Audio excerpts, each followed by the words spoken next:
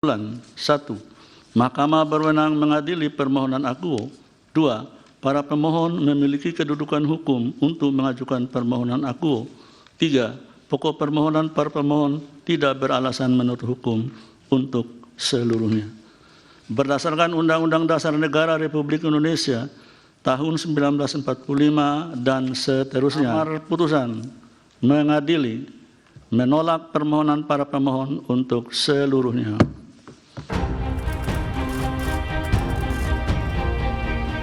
Mahkamah Konstitusi akhirnya memutuskan menolak gugatan uji materi syarat batas umur Capres-Cawapres. Gugatan yang diajukan sejumlah pihak, termasuk Partai Solidaritas Indonesia ini, meminta batas usia Capres-Cawapres tidak lagi 40 tahun, seperti yang diatur dalam Undang-Undang Pemilu. Putusan Mahkamah Konstitusi ini menjadi momen yang ditunggu banyak pihak. Pasalnya, gugatan ini ditengarai menjadi jalan bagi putra sulung Presiden Jokowi, Gibran Rakabuming Raka, untuk melaju di Pilpres 2024. Sekilas, putusan ini terlihat menutup jalan bagi Gibran. Tapi ternyata ada putusan lain yang menyebut Capres atau Cawapres bisa berusia di bawah 40 tahun jika pernah atau sedang menduduki jabatan sebagai kepala daerah. Posisinya sebagai wali kota Solo saat ini memastikan Gibran bisa melaju di Pilpres 2024. Kita hormati keputusan MK ya. Nanti urusan-urusan klausul apa dan lainnya tanya ke MK, tanya ke pakar hukum, tanya ke penggugatnya. Buat sekali-sekali penggugatnya ya diwawancara gitu ya. Sering berstatement banyak yang memberikan penawaran. Gitu loh. Ya silahkan memberikan penawaran. Tapi ya tunggu keputusan saya juga dong. Ya. Sementara itu, Presiden Jokowi enggan memberikan komentar terkait putusan tersebut. Mengenai putusan MK, silahkan ditanyakan ke Mahkamah Konstitusi. Jangan saya yang berkomentar. Silahkan juga pakar hukum yang menilainya. Saya tidak ingin memberikan pendapat atas putusan MK, nanti bisa disalah mengerti seolah-olah saya mencampuri kewenangan yudikatif. Kemudian Pak, Mas Gibran akan maju sebagai calon wakil presiden ya Pak? Pasangan Capres dan Cawapres itu ditentukan oleh partai politik atau gabungan partai politik. Jadi silahkan tanyakan saja ke partai politik, itu wilayah parpol. Pasca putusan MK, Partai Gerindra pun menjadi sorotan. Hal ini karena Gibran belakangan disebut-sebut sebagai calon potensial Cawapres Prabowo Subianto. Partai Gerindra pun mengaku telah berkomunikasi dengan Gibran setelah Mahkamah Konstitusi memutus soal gugatan batas umur Capres dan Cawapres. Keputusan Mahkamah Konstitusi sebagai sebuah keputusan yang final dan mengikat, tentu saja ini akan menjadi sebuah cara pandang bagi partai-partai koalisi di Koalisi Indonesia Maju dalam mengambil keputusan. Tawaran Cawapres, kalau sekarang setelah putusan MK apakah akan ditawarkan lagi? Keputusan Mahkamah Konstitusi saya kira menjadi sesuatu yang jelas, terang benderang, jadi nanti nunggu sesuatu yang sudah jelas, nanti nunggu setelah Ketua Umum semuanya berkumpul. Melihat kadernya dilirik partai lain, Ketua Umum PDIP, Megawati Soekarnoputri, bereaksi. Mega menyinggung soal loyalitas. Dan beliau itu dengan konsekuen, makanya ibu-ibu minta pada kalian untuk konsekuen. Kalau sudah menjadi anggota partai, jangan melirik-melirik lagi untuk pindah partai. Itu tidak ada dedikasi of life-nya. Nah, dengan demikian maka kita benar-benar menjadi pejuang partai. Lalu, akankah Gibran menerima pinangan sebagai pendamping Prabowo Subianto di Pilpres tahun depan? Atau jika Gibran menolak, bagaimana peta persaingan Pilpres 2024? Tim Liputan Kompas TV.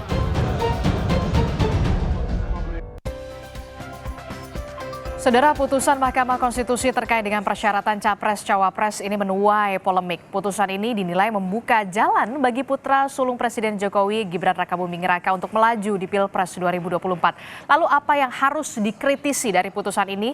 Lalu benarkah putusan ini membuat peta baru persaingan di Pilpres 2024? Kita bahas bersama dengan sejumlah narasumber kita di pagi hari ini.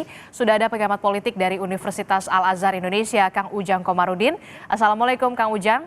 Dan juga ada Ketua DPP dari PDI Perjuangan, Eriko Sutarduga. Bang Eriko, selamat pagi Bang Eriko. Selamat pagi, Assalamualaikum seluruh pemirsa Adisti dan juga Kang Ujang. Oke, dan juga ada Ketua DPP dari Partai Amanat Nasional, Bang Saleh Partaonan Daulay. Selamat pagi Bang Saleh. Selamat pagi, Assalamualaikum warahmatullahi wabarakatuh. Waalaikumsalam warahmatullahi wabarakatuh. Ya, ini kan sudah diputuskan ya, Mahkamah Konstitusi akhirnya mengabulkan gugatan dari salah satu penggugatnya adalah seorang mahasiswa asal UNS begitu ya, yang menyatakan bahwa batas usia Capres-Cawapres ini 40 tahun dan atau pernah menjabat sebagai kepala daerah. Tentu saja ini kemudian mengagetkan banyak pihak dan juga bahkan Hakim Mahkamah Konstitusi ini, Saldi Isra, bingung dengan keputusan yang bisa dikatakan bisa berubah sekelebat. Kalau Hakim MK saja bingung, apalagi kita yang kemudian warga yang awam hukum begitu. Nah, kalau dari pendapat PDI Perjuangan, kita langsung ke Bang Eriko. Bang Eriko, sebenarnya putusan Mahkamah Konstitusi ini menguntungkan atau tidak untuk PDI Perjuangan? Kalau misalkan di Koalisi Indonesia Maju, tentu ini putusannya yang menguntungkan. Ya, bagi kami tentunya Mbak Adisti dan seluruh kita yang menyaksikan dimanapun Anda berada, apa yaitu hak kewenangan dari MK, kan begitu. Harus jujur kita menyampaikan ini, dan keputusan MK itu adalah final and binding seperti itu. Dan bagi kami sebenarnya kalau mau berbicara jujur, dikatakan menguntungkan apa juga tidak menguntungkan. Banyak kader kami yang sudah jadi kepala daerah. Nih contoh ya Mbak Adisti, saya mau kasih contoh. Bupati termuda mungkin sepanjang sejarah itu dari PDI Perjuangan. Namanya Sultan Rizky di Sumatera Barat. Boleh dicek. Itu jadi bupati umur 25. Ya mungkin saja Sultan Rizky juga bisa maju kalau seperti ini. Kan enggak ada yang salah dalam hal ini. Tapi kan tinggal sekarang ini kembali kita melihatkan. Kalau sebagai rakyat awam tentu merasa aneh, kenapa kok Hakim MK sendiri merasa bingung, kan begitu kan? Betul. Sebenarnya ini kan juga harus dilihat karena ini terkait kepada integritas nanti. Nanti kalau ini terjadi seperti itu, bahkan di dalam fungsi MK ini sendiri ada pertanyaan-pertanyaan seperti itu kan menjadi pertanyaan juga bagi rakyat banyak. Nah, ini yang sebenarnya Mbak Adisti yang harus Mbak Adisti dan Kompas TV kejar seperti ini. Kalau bagi kami sebenarnya apapun keputusannya kami siap loh, tidak gentar. Ini hal yang minta maaf ya Mbak Adisti, ini sudah diperkirakan. Coba lihat apa yang disampaikan Mas Bambang Pacul, beliau saja sudah memprediksi hal ini akan terjadi. Jadi buat kami tidak kaget hal seperti ini. Oke, sudah diperkirakan sebelumnya dengan keputusan ini. Nah, setelah adanya putusan ini, putusan inkrah dari Mahkamah Konstitusi, informasinya Gibran akan dipanggil ke Jakarta, dipanggil oleh DPP PDI Perjuangan besok. Betulkah dan apa yang akan dibahas? Betul. Jadi sebenarnya begini, Pak Sekjen kan ingin daripada ini kan berkembang isu segala macam kan begitu. Dan kemarin kebetulan yang mendampingin Ibu Ketua Umum dalam peresmian kantor-kantor DPC dan juga PAC di tingkat kecamatan, ada 2 itu kebetulan di Solo salah satunya. Ibu Ketua Umum menyampaikan mengenai hal ini. Kebetulan saya di sebelahnya beliau menyampaikan bahwa di dalam kehidupan berpartai ini kan ya kita memang harus menjalankan fungsi dan tugas kita sesuai dengan yang dipercayakan oleh partai, dan kita diajarkan untuk selalu setia. Seperti itu Mbak Adisti, itu saja yang disampaikan kemarin. Kalau diterjemahkan banyak pihak ya silakan, tapi ini kan untuk internal PDI Perjuangan. Itu Mbak Adisti yang saya tahu kemarin. Oke, betul, karena sudah disinggung soal loyalitas. Betul sekali, Ibu Ketua Umum Bu Mega kemarin menyatakan bisa dikatakan menyinggung soal loyalitas. Apakah kemudian ini maksud dan tujuannya kebetulan sekali ya pada saat putusan MK dan juga Gibran Rakabuming Raka ini besok akan dipanggil. Benarkah tujuannya ke Gibran? Begini, kemarin itu sebenarnya ditujukan jelas kepada DPC Solo bahwa sebagai contoh adalah Mas FX Rudi. Beliau ini kan super senior, sangat senior di PDI Perjuangan dari tahun 80 kalau saya tidak salah, dan kebetulan kemarin juga mengingatkan ada dari saudara kami yang namanya almarhum Mas Gembong Warsono kan juga baru berpulang sebagai ketua fraksi PDI Perjuangan DKI Jakarta, bahwa jasa-jasa dari orang-orang senior ini yang setia sampai saat ini itu memang harus disampaikan bahwa di dalam kehidupan berpolitik, dalam kehidupan berpartai ada proses, Mbak Adisti. Tidak ujuk-ujuk begitu saja. Itu yang terjadi. Boleh ditanyakan sama ini adinda saya, saudara saya Saleh Partaunan, semua itu ada prosesnya. Begitulah berpartai, begitulah berorganisasi. Itulah yang diajarkan selalu oleh Ibu Ketua Umum. Bahkan beliau mencontohkan keluarganya sendiri. Semua punya proses seperti itu. Itu yang kemarin disampaikan beliau di dalam sebenarnya peresmian kantor, dan ini untuk internal. Begitu, Mbak. Oke, berarti besok juga pertemuan akan mempertanyakan loyalitas Gibran Rakabuming Raka, ataukah masih tegak lurus atau tidak sama PDI Perjuangan? Kalau saya melihat sebenarnya begini, ini yang disampaikan oleh Sekjen itu sudah tepat. Sebagai sesama kader kan diundang Mas Gibran kan, misalnya contoh seperti itu. Kira-kira bagaimana dengan situasi seperti ini, daripada kita kan mendengar dari pers, dari mana-mana kan begitu. Ya tentunya kan kembali bahwa di dalam kehidupan berpartai, berorganisasi itu juga ada hak pribadi masing-masing. Kita juga kan tidak bisa memaksakan, Mbak Adisti. Katakanlah Mbak Adisti sebagai kerja di Kompas TV kemudian ternyata ada yang melirik yang lain.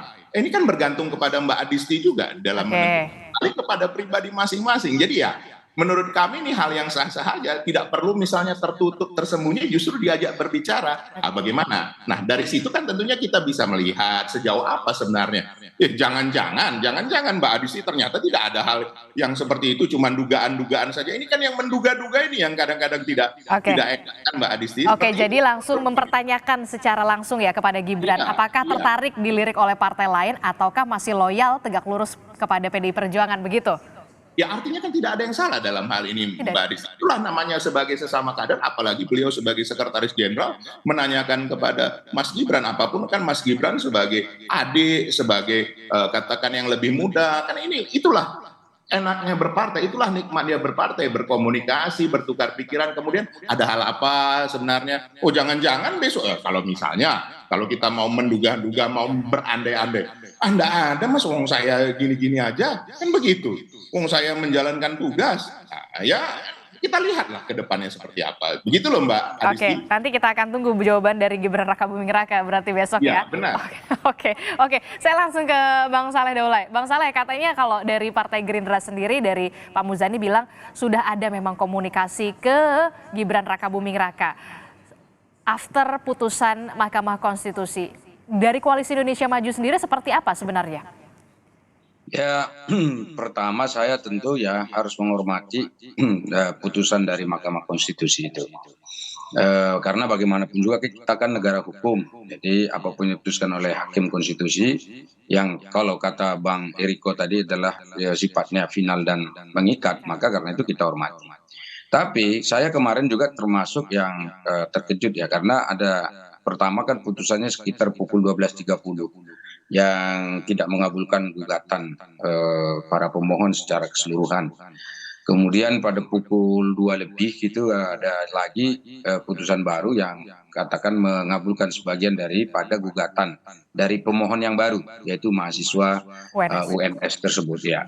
Nah karena itu saya kemarin juga sempat membuat dua pernyataan. Pada saat pukul 12.30 saya mengatakan ya mengapresiasi, senang karena batas usia 35 tahun itu nggak terjadi, yang terjadi adalah tetap pada aturan yang lama. Nah karena itu tentu kami dari Partai Amanat Nasional merasa senang sebetulnya dengan putusan-putusan ini. Kenapa? Karena ya tentu kalau misalnya pembatasan usia dari capres-cawapres adalah tetap 40, maka peluang dari Erick Thohir yang memang selama ini diajukan oleh Partai Amanat Nasional itu akan tetap tinggi. Nah karena itulah maka ini putusan sebetulnya bagi kami itu baik-baik saja gitu, tidak ada masalah.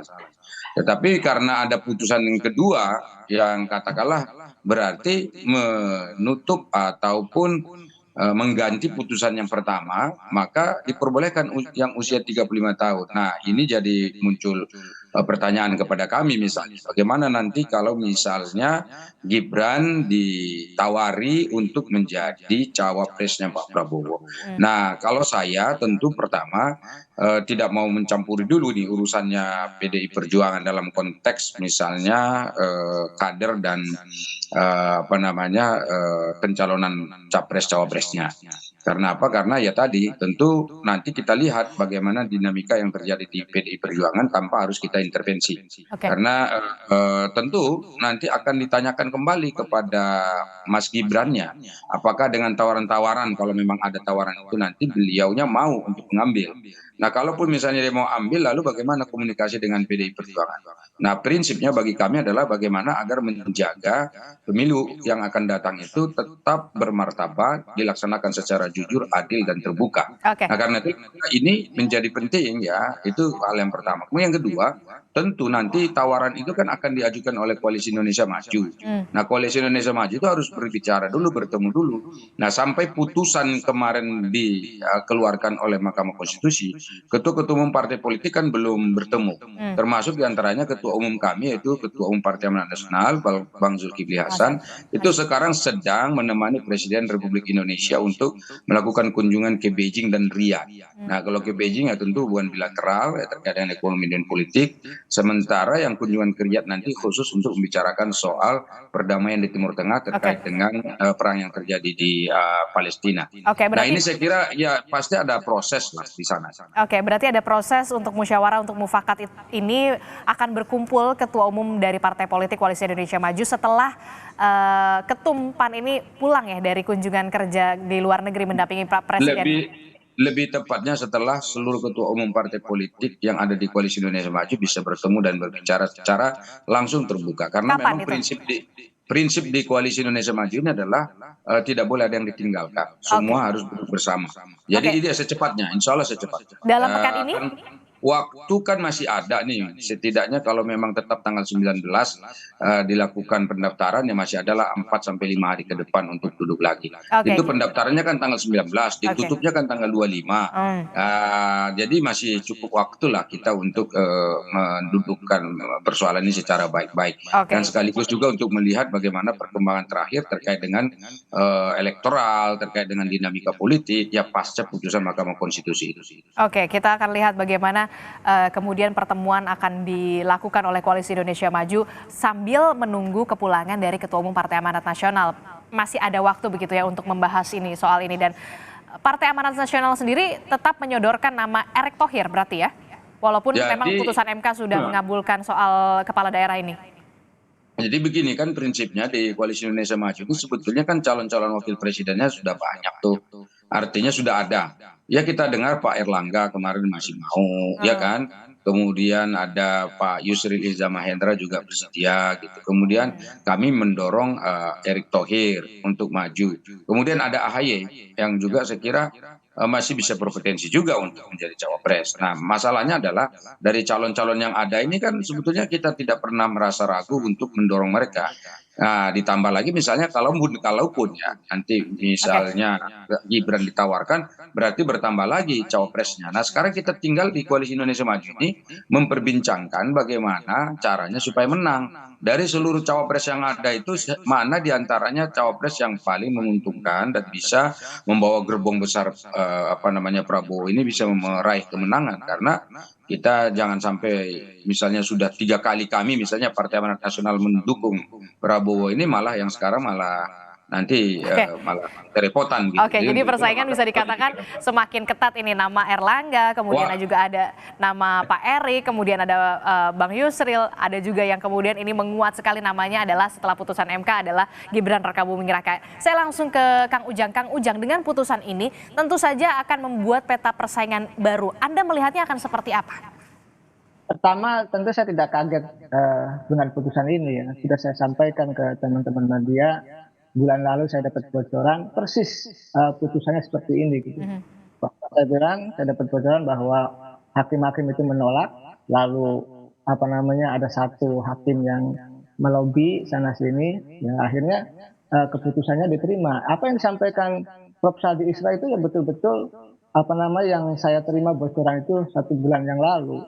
Oke. Jadi saya sungguh tidak kaget dalam konteks putusan Mahkamah Konstitusi, makanya saya katakan nanti itu akan ada frase atau kata pernah jadi kepala daerah, bahkan ditambahkan lagi sedang menjadi kepala daerah. Saya mengatakan juga kritik terhadap Mahkamah Konstitusi ya sebelum menjawab pertanyaan Mbak Adisti, peta defisit. Ya saya hanya berpesan karena untuk menjaga marwah MK gitu, maka mestinya sejatinya sifat-sifat kenegarawan itu dimunculkan. Apa tanda-tandanya ya? Salah satu tandanya adalah ya mereka memutuskan berdasarkan kepada kepentingan masyarakat bangsa dan negara. Nah dan jangan lupa bahwa MK adalah the guardian of constitution, penjaga marwah konstitusi Republik Indonesia. Oleh karena itu jangan sampai, saya juga mengkritik juga jangan sampai menjaga, mohon maaf ya, keluarga Pak Jokowi. Ini menjadi persoalan. Nah, karena keputusannya menerima sebagian daripada gugatan yang dilakukan oleh mahasiswa, maka sejatinya ini memberikan, kalau saya boleh katakan ya, karpet merah atau jalan tol kepada Gibran untuk bisa menjadi cawapres. Dan desain ini kan sudah lama. Bagaimana misalkan gugatan itu dilakukan bukan hanya oleh 1-2 orang, itu kalau nggak salah ya 12 gugatan yang masuk ke MK. Saya salah tolong dikoreksi. Jadi ini sudah, kalau bahasa saya sudah terstruktur, sistematis dan masif. Oleh karena itu ketika putusan itu keluar, ya pertama memang saya harus terima, karena ini keputusan yang final tadi. Tetapi dalam konteks kita bernegara, ini ada sesuatu yang mohon maaf ya, yang keliru, yang rusak harus kita luruskan dari Mahkamah Konstitusi. Jadi sejatinya marwah konstitusi itu harus dijaga, ya. Marwah hakim dan MK itu dijaga. Tetapi faktanya ini membuat masyarakat tidak akan percaya. Ini yang harus menjadi catatan dalam demokrasi. Nah, petanya pasti berubah, Mbak Rizky. Kenapa? Karena kalau Gibran itu punya peluang gitu ya, punya karpet merah, punya tol, lalu masuk ke Koalisi Indonesia Maju, agak sulit mohon maaf ya, kalau nanti misalkan Pak Zulhas menolak, Pak Prabowo menolak, lalu juga Pak Erlangga menolak. Karena ini kan Gibran ini kan membawa representasi dari ayahnya atau Pak Presiden atau Pak Jokowi. Nah kalau itu sudah masuk, agak sulit untuk bisa ditolak oleh, mohon maaf ya, ketua umum partai yang ada di Koalisi Indonesia Maju, kecuali tadi kata Bang Saleh, kecuali Gibrannya tidak menerima, kecuali Gibrannya tidak mau. Tetapi kan desain awalnya yang saya baca dari belakang layar, yang memang targetnya adalah menjadi calon wakil presiden. Nah dalam konteks itu saya melihat ya ke depan kita lihat saja apakah memang Pak Jokowi dan Gibran itu menjadi cawapresnya Pak Prabowo atau tidak, kita tunggu dinamikanya. Tadi saya sepakat. Ya gimana? Kalau Anda melihatnya sinyal-sinyalnya, apakah kemudian Gibran Rakabuming Raka ini bersedia untuk sebagai calon wakil presidennya Prabowo atau tidak? Kalau melihat sinyalnya, kalau kemarin kita lihat Gibran saja datang ke acara relawan Projo. Yang kita tahu Projo sendiri adalah akhirnya mendukung dari Pak Prabowo Subianto menjadi bakal calon presiden 2024. Ini kan politik belum final ya, masih dinamis, belum ada capres dari Pak Prabowo dan Pak Ganjar. Soal misalkan Projo mendukung Pak Prabowo, is no problem. Apakah tidak bisa berubah? Dalam konteks tentu bisa berubah. Nah saya melihat dalam hal ini ya ketika misalkan Gibran apakah mau atau tidak. Kalau dari desain yang ada ya, dari skema yang ada, kalau format yang ada soal capres-cawapres itu, ya kelihatannya Gibran akan menerima itu dengan konsekuensi bisa jadi, mohon maaf ya, berhadapan-hadapan dengan PDIP. Itu yang sudah saya analisa sejak jauh, bahkan sejak 2 tahun lalu sudah saya analisa. Ya tentu ini analisa subjektif dan spekulatif. Saya katakan bahwa yang didukung oleh PDIP belum tentu didukung oleh Pak Jokowi. Nah hari ini apakah itu benar atau tidak kita lihat. Tetapi indikasi-indikasi mengarah kepada Gibran menjadi cawapres itu semakin kuat, semakin kencang. Dan jangan lupa keputusan MK itu membalik tadi 180 derajat ya, keputusan yang memang sudah diambil di internal MK. Dan itu bukan hanya saja saya yang mengatakan, tapi Pak Saldi Isra langsung.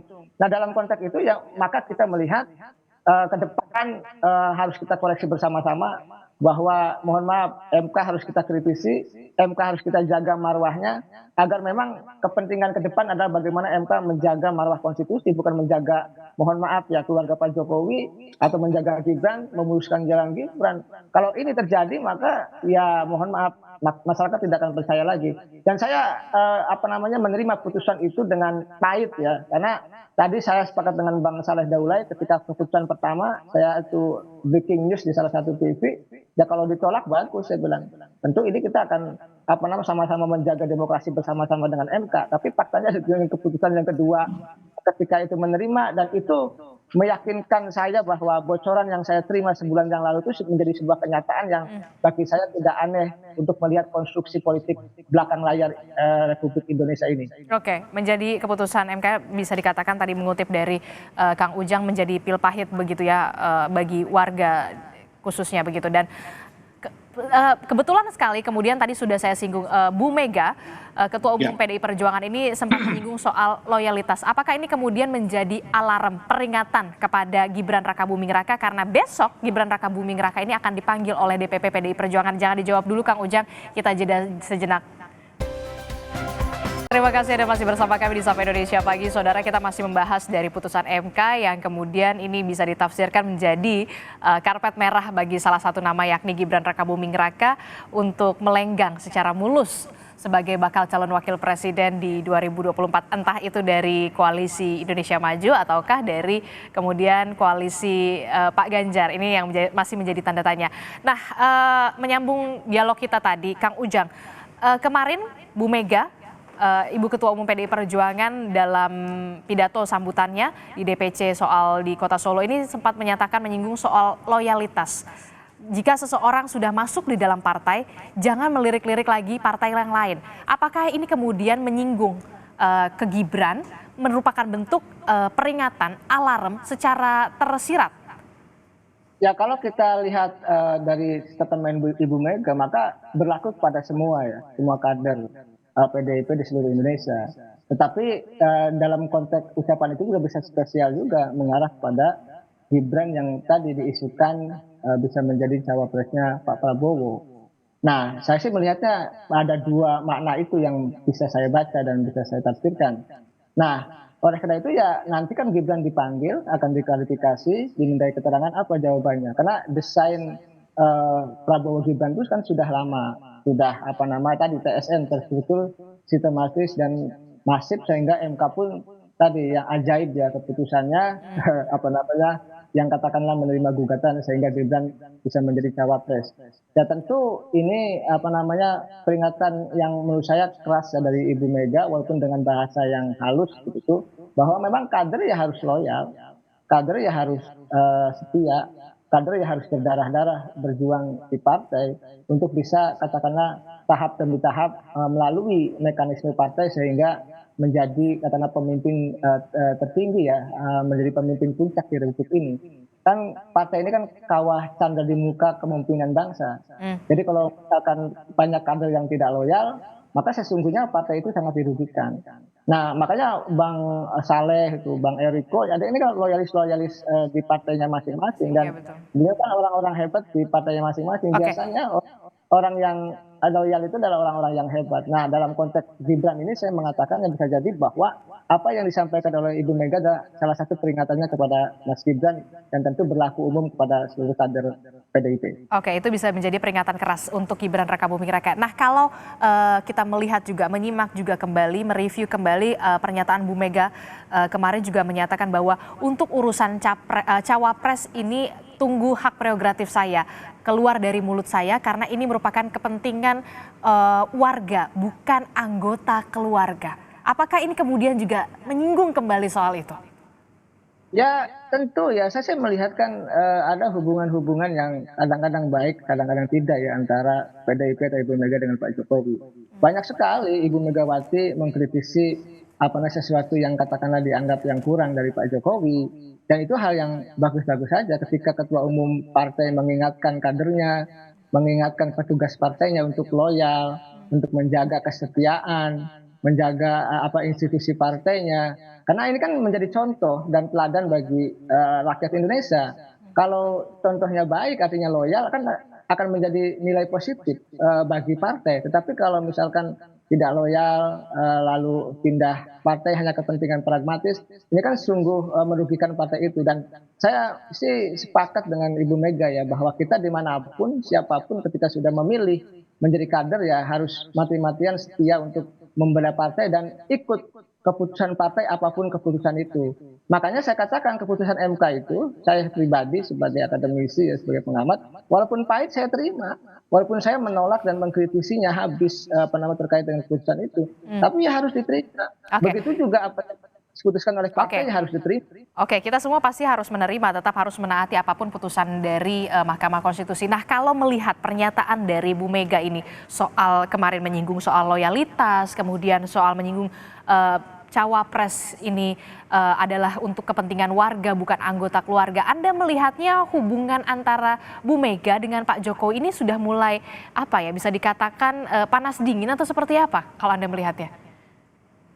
Saya kan dari beberapa tahun yang lalu selalu mengatakan hubungannya kan naik turun, panas adem gitu ya. Nanti akrab lagi, konflik lagi, dan itu terus terjadi. Dan itu kan ada jejak-jejaknya.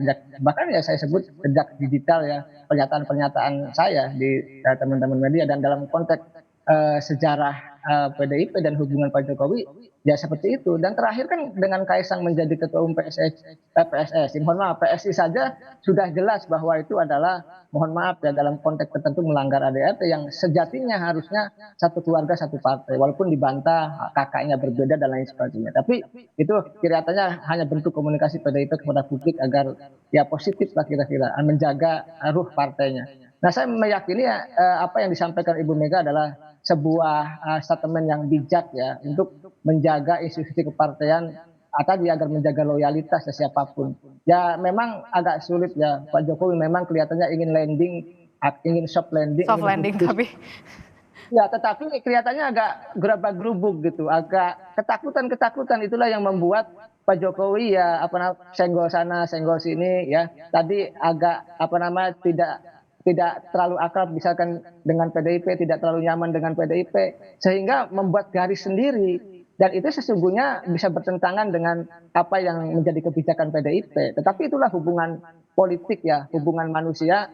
Terkadang ya dalam satu rumah ya tentu ada saja yang tidak akrab, ada saja yang bandel gitu, ada saja yang tidak dalam menjaga marwah partai. Kalau saya sih sebagai masyarakat Indonesia ya kalau saya berpartai harus loyal. Oke, Bang Eriko, Anda setuju dengan analisa dari Kang Ujang kalau ini merupakan peringatan yang bisa diutarakan oleh Bu Ketua Umum dalam balutan yang kemudian bijak begitu, lembut begitu sebagai seorang ibu, dan memang ya dalam satu keluarga bisa dikatakan kadang ribut, kadang akur. Seperti apa? Anda setuju dengan analisa Kang Ujang? Mbak Adisti, saya ini terpana terdiam. Saya lebih terkejut apa yang disampaikan Kang Ujang daripada keputusan MK itu. Kalau keputusan MK itu enggak ada kita terkejut. Sudah menduga hal itu terjadi gitu. Justru saya jujur sangat mengapresiasi. Saya jujur terharu Kang Ujang.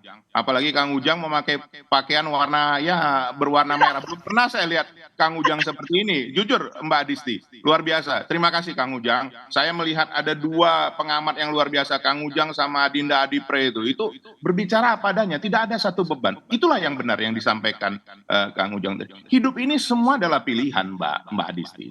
Semua adalah proses. Memang kita harus jujur ngakui bahwa ada jalan-jalan instan kadang-kadang yang bisa ditempuh. Tetapi tergantung kita memilihnya. Sesuatu yang cepat naik, cepat juga turunnya. Itu hukum alam. Tidak usah kita berdebat mengenai hal itu. Itu pasti terjadi. Karena kenapa? Semua juga berproses. Semua juga ada masa dan waktunya. Semua juga ada hal yang harus dilakukan, hal proses normal yang harus ada. Nah, itu yang diingatkan Ibu Mega. Sebenarnya jujur benar apa yang disampaikan Kang Ujang tadi, bukan hanya ditujukan katakan apakah ini hanya untuk Mas Gibran, tidak. Ini kepada seluruh kader di dalam proses pencalekan ini juga kan ada juga yang mau mencapai jalan singkat, katanya ada yang mau pakai joki, ada yang mau bertandem dengan orang dari partai lain, bisa-bisa saja kan seperti itu. Nah, itu yang Ibu Ketua Umum ingatkan, kita berpartai, berorganisasi. Ingat loh Mbak Adisti, ini pembelajaran bagi kita semua. Kader itu dari bahasa yang artinya itu bingkai. Nah, kalau bingkai itu kan ada batasnya. Artinya kita melakukan itu semua ada norma-normanya, ada etika-etikanya.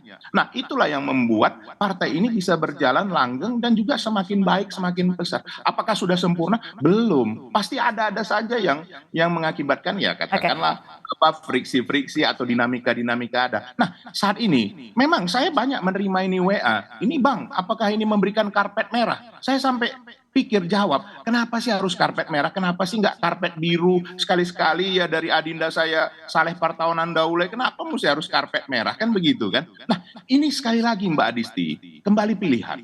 Kita tunggu saja besok, lusa bagaimana Mas Gibran mensikapi ini. Ya tentu, sebagai kader beliau sudah menjalani, janganlah beliau ya, orang muda yang sudah menjalani proses kaderisasi di PDI Perjuangan ya, kita tunggu nanti bagaimana hasilnya, bagaimana nanti sikap daripada adinda kami ini, adinda Gibran ini. Nah, nanti dari situ semua juga akan menilai. Jangan lupa Mbak Adisti, apakah keputusan MK ini menjadi final and binding terhadap rakyat Indonesia? Oh tidak. Pilihan rakyat Indonesia bukan ditentukan oleh keputusan MK. Rakyat Indonesia sudah sangat cerdas Mbak Adisti. Nanti mereka akan lihat. Sekarang saja sudah minta maaf. Sekali lagi, ini lembaga kalau saya tidak salah Kang Ujang didirikan oleh Ibu Mega, MK ini pada zaman Ibu Mega. Nah, kita kan bersedih kalau sampai ini nanti kredibilitasnya dipertanyakan oleh rakyat. Ini sekarang sudah banyak mahasiswa dan lain-lain mempertanyakan. Nah, apakah ini yang baik? Apakah hidup ini hanya sekedar untuk memuaskan keinginan diri sendiri? Kan tidak hanya seperti itu. Bahwa hidup ini sungguh panjang. Ini nanti akan dinilai. Jejak-jejak digital tidak akan pernah bisa berubah, Mbak Adisti. Nah, ini yang harus kita jaga. Saya sepakat dengan Kang Ujang. Dan satu hal lagi yang saya mau sampaikan, Mbak Adisti. Saya tadi betul-betul melihat saudara saya Saleh Partaunan Daule ini sudah kembali dengan semangatnya. Ya memang hidup harus begitu. Lah, sekarang begini, masa PAN nanti mau mencalonkan orang lain? Udah ada itu. Langsung saya harus berjuang. Sama seperti kami. Kami memperjuangkan Mas Ganjar. Kami tidak gentar. Kami akan maju terus. Apapun resikonya. Nah, harus begitu. Bahwa kita meyakini apa yang diputuskan bersama itu, apa yang diputuskan partai itu, harus kita jaga, harus kita solid, harus kita perjuangkan. Begitu. Itu yang disampaikan oleh Kang Ujang. Ini mengingatkan kita semua. Dan proses inilah yang harus terjadi. Begitu Mbak Adisti. Dan terima kasih Mbak Adisti. Mbak Adisti mengundang terus kita ya Kang Ujang untuk proses ini supaya berjalan lagi. Ya supaya besok juga diundang lagi Kang Ujang kan. Gitu ya. Yang penting jangan jalan instan aja lah ya. Harus semuanya harus berproses. Itu yang kemudian harus di-underline. Jangan jalan instan tapi semuanya harus berproses. Nah, saya ke Bang Saleh. Bang Saleh, ini kan kalau kita lihat tadi Bang Saleh juga sempat menyinggung bagaimana sebenarnya ada 2 hakim konstitusi yang punya alasan berbeda, hanya kepala daerah gubernur saja. Sementara 3 lainnya setuju, 4 lainnya kemudian benar-benar menolak. Yang benar-benar setuju ini sebenarnya ada 3. Nah, inikah kemudian yang menjadi pertanyaan juga, apakah ini jangan-jangan bisa dikatakan menjegal dari nama yang disodorkan oleh Partai Amanat Nasional? Ya, saya begini, saya tidak mau komentari dulu ya putusan dan proses peradilan yang ada di Mahkamah Konstitusi karena saya bukan bidangnya. Saya bukan ahli hukum tata negara dan juga saya tidak ikut bagian dari yang pihak terkait di persidangan itu. Tetapi yang perlu saya jelaskan begini sebetulnya, kalau kita balik lagi, ini kan ujung-ujungnya kelihatannya Gibran ini seakan-akan sudah dipastikan akan menjadi cawapresnya Prabowo. Mengapa tidak dibalik misalnya? Kan bisa jadi jangan-jangan Gibran ini bisa juga menjadi cawapresnya Pak Ganjar gitu. Nah sekarang pertanyaannya apakah itu mungkin gitu. Nah teman-teman di PDI Perjuangan bisa menerima Gibran sebagai cawapres misalnya kan gitu. Supaya apa ini berimbang situasi diskusi kita ini. Jangan sampai misalnya ini begini Bang Eriko ya, kemarin kan ada salah seorang ketua umum partai politik karena dia melihat di koalisi ini nggak mungkin diangkat jadi cawapres langsung pindah lagi ke koalisi lain misalnya begitu. Nah ini jangan-jangan begitu nanti sebut siapa itu Bang Saleh. Kekhawatiran kita ini terjadi juga di sini, jangan-jangan di sana memang sudah nggak pasti terima. Lalu misalnya kita memaksa dia setia dan loyal misalnya, sementara dia kan sudah merasa layak dan pantas sesuai dengan ketentuan konstitusi dan undang-undang yang disahkan oleh MK. Nah lalu karena tidak mungkin diterima di sana, akhirnya dia merasa bisa menelusuri dan mencari tempat baru untuk bisa tetap maju gitu. Nah ini kan juga bagian yang bisa jadi bahan perbincangan kita begitu. Nah sekarang kan gini, itu kan kembali kepada tadi juga kepada PDI Perjuangan. Gitu. Jangan sampai nanti kader kami diambil kan, sementara di tempatnya dia sendiri tidak ditempatkan sesuai dengan apa yang diinginkan. Kan kader-kader muda kan punya cita-cita juga ya, punya apa istilahnya keinginan dan sebagainya itu. Nah itu bagian pertama yang saya sampaikan. Yang kedua, sekarang bagaimana dengan Koalisi Indonesia Maju? Apakah nanti ini sudah pasti akan diterima? Saya kira prosesnya tidak juga mudah ya, dan juga tidak sulit ya kalau misalnya dibicarakan seperti itu. Katakanlah tidak mudah itu karena tentu semua ketua-ketua umum partai politik yang ada itu akan diajak bicara. Pasti akan punya pendapat masing-masing. Tapi kalau misalnya dikatakan tidak sulit ya kalau misalnya nanti semua kriteria, ketentuan dan keinginan dari semua partai politik yang ada di Koalisi Indonesia Maju itu mungkin bisa sesuai dengan apa yang dimiliki oleh Gibran misalnya, karena itu misalnya diterima oleh mayoritas misalnya ketua-ketua umum partai politik yang ada. Tentu dengan simulasi, perhitungan, kalkulasi yang tepat secara politik ya untuk menangkan Pilpres yang akan datang. Kalaupun misalnya Pilpresnya dimenangkan, kita berharap kemenangan itu bukan untuk seseorang, bukan satu partai politik, bukan satu kelompok tertentu ya, tapi tentu untuk seluruh rakyat Indonesia. Saya kira begitu. Berarti masih menunggu kemudian keputusan dari Ketua Umum Partai Politik sambil menunggu ketumpan yang kemudian akan kembali ke tanah air. Termasuk menunggu Ketua Umum PDI Perjuangan Ibu Mega. Ya untuk tadi, jangan-jangan kan ada diskusi lagi di sana. Nah itu dia. Saya langsung ke Bang Eriko berarti. Gibran jadi cawapresnya PDI Perjuangan. Cawapresnya Pak Ganjar. Gitu. Bang Eriko, gimana Bang Eriko? Betulkah kemudian ini yang menjadi pertimbangan juga jangan-jangan kemudian nama Gibran Rakabuming Raka juga akhirnya menjadi pendamping dari Pak Ganjar Pranowo, Bang Eriko? Kalau kami, tadi saya sudah sampaikan otokritik ke Bung Saleh Partaunan bahwa kita harus memperjuangkan calon kita, kan begitu. Nanti kita lihatlah bagaimana. Tapi kemungkinan kan. Tapi ada kemungkinan kan pasti, apalagi di satu partai. Kalau di kami sudah mencalonkan Mas Ganjar Pranowo, calon presiden. Nah, apakah calon wakil presidennya juga dari PDI Perjuangan? Biarlah nanti Ibu Ketua Umum bersama seluruh ketua umum partai. Karena di kami, keputusan itu duduk sama rendah, berdiri sama tinggi. Itu terjadi di tahun 2019, seperti itu kondisinya. Apalagi sudah ada keputusan MK. Kami tentu akan memperjuangkannya, itu pasti. Nah, sekarang tinggal kembali. Kalau kita mau melihat rumput tetangga, seperti tadi Bung Saleh Partaunan melihat PDI Perjuangan, marilah berjuang bersama-sama. Kita lihatlah bahwa kita harus memperjuangkan kader kita untuk jadi. Itu yang paling utama. Untuk apa? Keinginan rakyat untuk bisa melanjutkan dari pembangunan yang sudah dilakukan oleh Bapak Presiden Joko Widodo, dan itu tercermin dari Mas Ganjar Pranowo. Sekali lagi, yang namanya Mbak Adisti, yang namanya adalah regenerasi, pergantian kepemimpinan. Apakah pergantian kepemimpinan ke yang lebih jauh atau yang lebih muda? Yang saya tahu itu pergantian kepemimpinan kepada tentu yang lebih muda, itu yang wajar, dari generasi baby boomer Pak Jokowi jadi generasi X. Yang paling penting Mbak Adisti, dari apa yang disampaikan Bang Eriko ini, yang paling penting salah satunya menurut saya adalah jangan sampai bola ini langsung ditembak langsung ke Pak Prabowo, Indonesia Maju. Iya. Artinya apa, kan ini peluang untuk masuk jadi wapresnya Ganjar juga terbuka kok. Ini kan sebetulnya kesimpulannya begitu. Apalagi katanya sedang diperjuangkan. Ini untuk mengimbangi saja. Jangan kita sampai mengadili sesuatu yang belum terjadi. Dan itu tidak adil juga bagi mereka yang sedang ikut terlibat di sini. Yang jelas sampai sekarang ini Partai Amanat Nasional masih berharap bahwa Erick Thohir yang akan mendampingi Prabowo. Begitu. Kita lihat nanti ya akan seperti apa yang musyawarah untuk mufakatnya ya. Nanti kalau misalnya Gibran mantap, Bang Eriko, nanti kalau Gibran dimajukan, nanti akan ada bab baru lagi untuk kita perbincangkan. Tadi itu, makanya buka lagi wacana itu nanti. Saya beri kesempatan dulu ke Kang Ujang. Kang Ujang, terakhir Kang Ujang, secara singkat, kalau memang Gibran ini akan dipinang oleh koalisi Prabowo, ataukah kemudian dipertimbangkan juga namanya di koalisi PDI Perjuangan yang kemudian sudah ada namanya capresnya Pak Ganjar.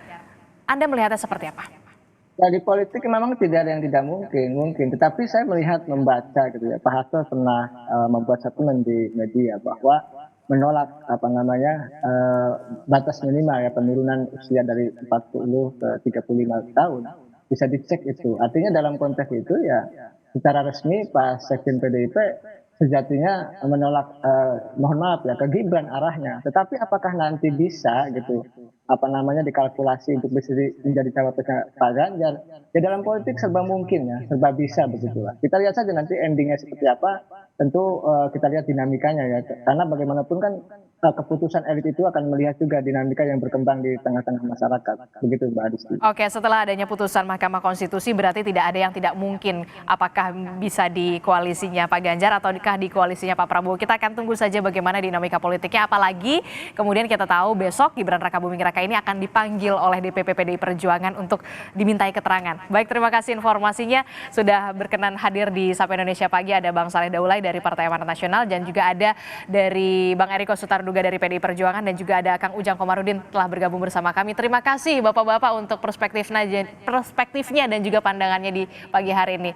Selamat pagi, sehat selalu. Terima kasih Mbak Adisti. Assalamualaikum. Waalaikumsalam warahmatullahi wabarakatuh.